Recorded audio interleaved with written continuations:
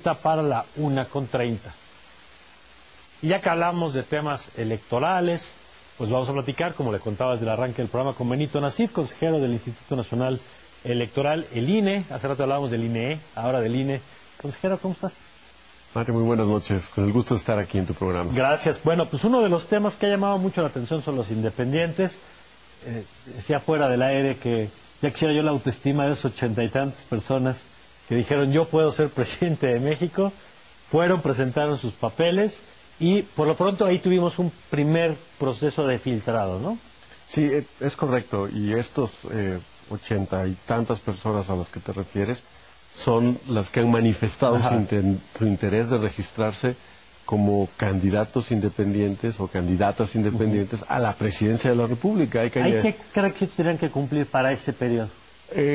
Bueno, el principal, además de los requisitos que mandata la Constitución de ser ciudadano o ciudadana mexicana, es que tienes que reunir un número de firmas que en el caso del cargo a la presidencia de la República asciende al 1% del listado nominal. Pero esos los que digamos, porque hubo unos que se apuntaron que después quedaron fuera. ¿Te refieres a los requisitos para ser aspirante? Exacto, porque se y apuntaron empezar a hacer la campaña de recolección de firmas. Para eso tienes que hacer una manifestación en donde dice, además de que eres ciudadana o ciudadano mexicano, y por lo tanto cumples estás en pleno ejercicio de tus derechos políticos.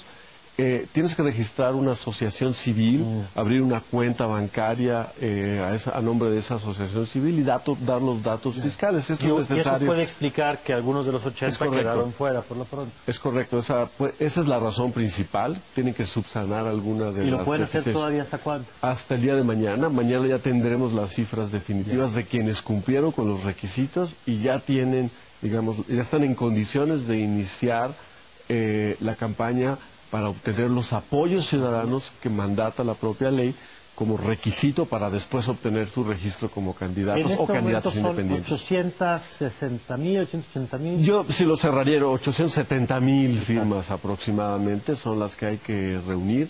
Tienen que estar distribuidas en al menos 17 de los 32 estados del país. ¿En alguna proporción o basta con que tengas una firma de un estado y los demás de los otros? La ley no establece una proporción específica por estado. Pero tiene que tener esa representación. Exactamente. Ahora, son 120 días y para eso ustedes desarrollaron esta app porque va a ser una locura. Lo hemos visto en los procesos locales cuando se busca abrir la cancha a los independientes. Tenían que dar copia de su credencial de elector. En fin, era un proceso muy engorroso que también era una barrera adicional. ¿Cómo funciona esta app?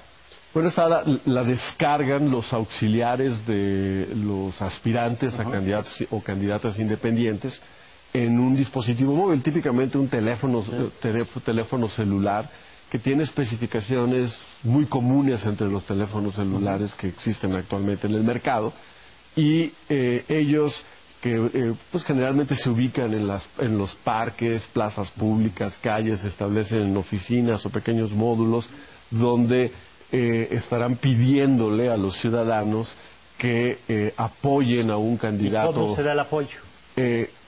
Necesitas traer tu credencial para votar, vigente, y con este app o con esta aplicación se le toma una fotografía por ambos lados. Al hacerlo, se hace la lectura automática de los datos. Y también automáticamente, si están trabajando en línea, tienen conexión en ese momento, los datos después de ser cifrados se transmiten y se hace la verificación. Este app va a permitir que los aspirantes a candidatos o candidatas independientes puedan tener de forma regular, día con día, el balance de cómo van. Entiendo y yo celebro que se simplifique el proceso, pero no se presta a que alguien de pronto recolecte credenciales de elector por razones que sean, incluso condicionados a programas, en fin, o que alguien simplemente tenga acceso a credenciales de elector y pueda simplemente hacer capturas y con eso crecer el número de firmas. Bueno, si hace eso comete un delito, eso es muy importante de dejarlo claro. Las credenciales del elector pertenecen a los ciudadanos que las tramitaron, ellos son los dueños de esos datos y tenemos, por lo tanto, también que cuidarlos y no dejar que nuestra credencial ande. ¿Hay manera que yo sepa si alguien utilizó, si alguien me está utilizando a manera de aval, digamos, en este proceso? Bueno, no está previsto un mecanismo como, por ejemplo, lo existe para los partidos políticos que tienen que hacer público su padrón de militantes, y a menudo recibimos quejas de ciudadanos que nos dicen: yo no soy militante, no sé por qué aparezco en el padrón de este partido. El criterio que estableció el Tribunal Electoral es que al dar tu apoyo a un aspirante a candidato independiente, ese es un dato confidencial, que solamente el ciudadano que lo dio lo puede verificar. Está este tema de a cuánto se lo puede dar. El tema es relevante porque yo recuerdo, por ejemplo, con los candidatos independientes a la Asamblea Constituyente de la Ciudad de México, uno podía avalar hasta 3. En el caso de la presidencia es solo, bueno, supongo que aplica lo mismo para presidencia, diputados federales, senadores, solo se puede dar el respaldo a una persona. Es solo uno por cargo. Uno por cargo. Solo puedes dar tu apoyo o tu firma a un aspirante, a candidato o candidata ¿Y si se a lo la da presidencia? una persona a 2, qué pasa? En el proceso de verificación nosotros informaremos al segundo, porque el que vale es el primero. Que esa ya fue dado a alguien Exactamente, que ya alguien más lo recibió y por lo tanto el segundo no lo puede recibir. Ahora, aquí hay un elemento adicional que debe tomarse en cuenta. Si el primero o la primera retira su candidatura, eso puede ocurrir, o al final no cumple con ese 1%, con esas 870,000 firmas, y si está previsto que el segundo se tome en cuenta. Ya, si se lo dio a Dios y el primero se baja, el segundo lo tiene. Bueno, ahora, vamos a pensar que de esos 40 y tantos, quedarán algunos dicen 3, 4 personas, eso ya lo determinará. Es complejo porque si hablamos de 4 personas, significa que 3.200.000 personas apoyaron un independiente, es decir, estamos hablando de cantidades enormes. Eso podría implicar que tengamos una boleta con 3 independientes o 4 independientes, más el candidato o candidata del frente, más Morena, más, y podemos llegar a tener 8, 9 o 10 candidatos a la presidencia. En la boleta estarán los emblemas de los partidos nacionales, que son 9. Sí. ¿Sí? Y en algunos casos habrá coaliciones, entonces en el emblema de los partidos coaligados aparecerá el nombre de la candidata o el candidato de esa coalición. Aparecerá en más de un emblema. Claro, si va por 3 partidos, va a aparecer 3 veces la boleta. Exactamente. Y luego los independientes aparecerán también en la misma boleta como candidatos o candidatas independientes. ¿Qué pasa con el financiamiento? Yo he tratado de explicar acá, pero seguramente lo hará mejor consejero. Porque hay quien dice, bueno, se apuntaban por el dinero, y yo lo que he dicho es, de entrada, los montos de los que dispondrán los candidatos de partido no tienen nada que ver con los montos que dispondrán los candidatos o candidatas independientes. ¿Cómo funciona el financiamiento para los independientes, que de entrada hoy no reciben un peso? Imagino que no tendrán ninguna prerrogativa hasta que cumplan con las firmas. Es decir, es cierto, hasta que se registre, obtengan el registro como candidatos independientes. La ley prevé un esquema de financiamiento para el conjunto de candidatos independientes, como si fueran un partido de nueva creación. O sea, la misma bolsa entre 1, 2, 3, 4, 5, los que haya. Hay 9 partidos con registro nacional, se añade, sería un décimo del financiamiento, la bolsa de financiamiento de campaña se dividirá entre 10, ¿sí?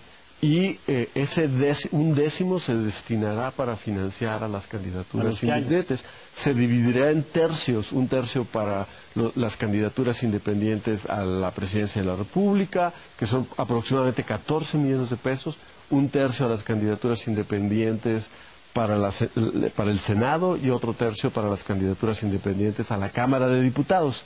Son como 14, un poco más de 14 millones de pesos las bolsas que les corresponden en cada caso. Entre los que lleguen. Entre los que se apunten, ¿sí? Si hay 3, pues a lo mejor hay 4 millones para un candidato. Es correcto. ¿Cuánto va a tener el candidato del PAN o del PRI, por ejemplo?